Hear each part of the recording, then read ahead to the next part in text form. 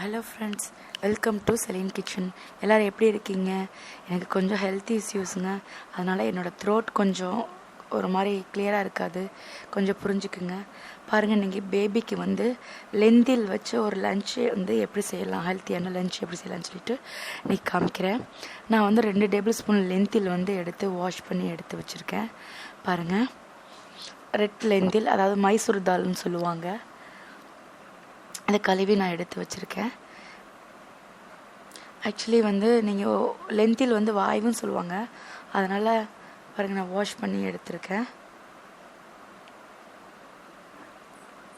இப்போ நான் ஆல்ரெடி கொஞ்சம் தண்ணி கொதிக்க வச்சுருக்கேன் பவுலில். இப்போ அந்த கழுவி வச்ச லெந்தில் ஆட் பண்ணிடுவோம். அது நல்லா கொஞ்சம் சூடாகி நல்லா ஒரு கொதி வரட்டும். லெந்தில் நல்லா ஒரு கொதி வரட்டும். பார்த்திங்கன்னா, லெந்தில் வாய்வுன்னு சொல்லுவாங்க. நீங்கள் அதனால் வாரத்தில் ஒரு நாள் அந்த லெந்தில் எடுத்துக்கோங்க. ஒவ்வொரு நாளும் ஒரு பருப்பு எடுத்துக்கோங்க. ஒரு நாள் துவரம் பருப்பு, கடலப்பருப்பு ஒரு நாள், பச்சை பருப்பு ஒரு நாள், பாசிப்பருப்பு ஒரு நாள். பாருங்கள், எனக்கு கொதி வந்துருச்சு. ஒவ்வொரு நாளும் ஒரு பருப்பு எடுத்துக்கோங்க. வாரத்தில் ஒரு நாள் எடுத்துக்கோங்க. இப்போ நான் ஒரு துருவி வச்ச கேரட்டை ஒரு டேபிள் ஸ்பூன் ஆட் பண்ணுறேன். அதை ரெண்டையும் சேர்த்து வேக போட்டுருங்க. இது கூட மஞ்சத்தூளோ உப்போ எதுவுமே ஆட் பண்ணாதீங்க. அவ்வளோதான். கொஞ்சம் சீரகம் மட்டும் ஆட் பண்ணிக்கோங்க. ஏன்னா வாய்வு ரிலீஸ் பண்ணுறதுக்காக குழந்தைக்கு.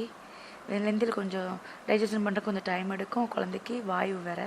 பாருங்கள், எனக்கு வெந்துருச்சு, நல்லா வெந்துருச்சு பாருங்கள்.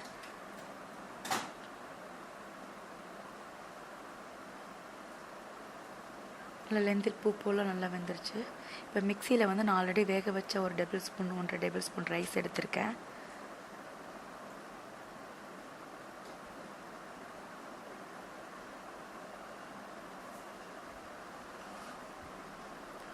ஒரு டேபிள் ஸ்பூன் ஆல்ரெடி வேக வச்ச ரைஸ் மிக்சியில் நான் போட்டிருக்கேன்.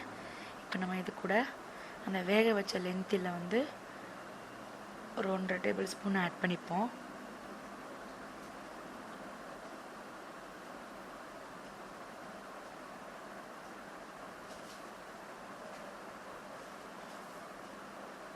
ஆட் பண்ணிக்கலாம். இப்போ அது கூட சேர்த்து அரைக்கிறதுக்கு தண்ணி வேணும்ல.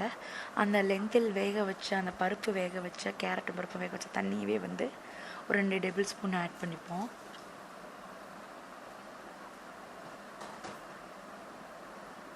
இப்போ மிக்சியில் நான் அடித்து எடுத்துட்டேன் பாருங்கள். நம்ம அடித்து எடுத்த 2 டேபிள் ஸ்பூன் 2.5 டேபிள் ஸ்பூன் மட்டும் நம்ம குழந்தைக்கு ஃபீட் பண்ணுறதுக்கு எடுத்துக்கிட்டால் போதும். நமக்கு அடிக்கும் போது நிறையா வரும். நம்ம அடித்தது எல்லாமே குழந்தைக்கு ஊட்டணும்னு அவசியம் கிடையாது. ஏன்னா நம்ம ரொம்பவும் கொஞ்சமாகவும் குக் பண்ண முடியாது. மிக்சியில் அடிக்கும் போது ரொம்ப கொஞ்சமாகவும் அடிக்க முடியாது. அதனால் 2.5 டேபிள் ஸ்பூன் எடுத்துக்கோங்க.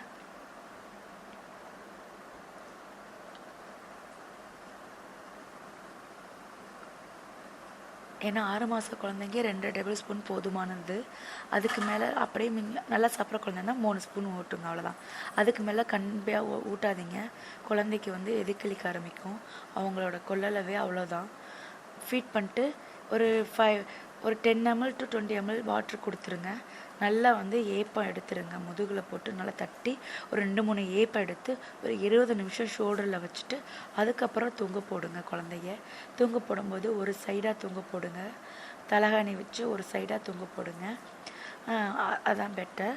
நீங்கள் வாரத்தில் ஒரு நாள் மட்டும் லெந்தில் எடுத்துக்கோங்க.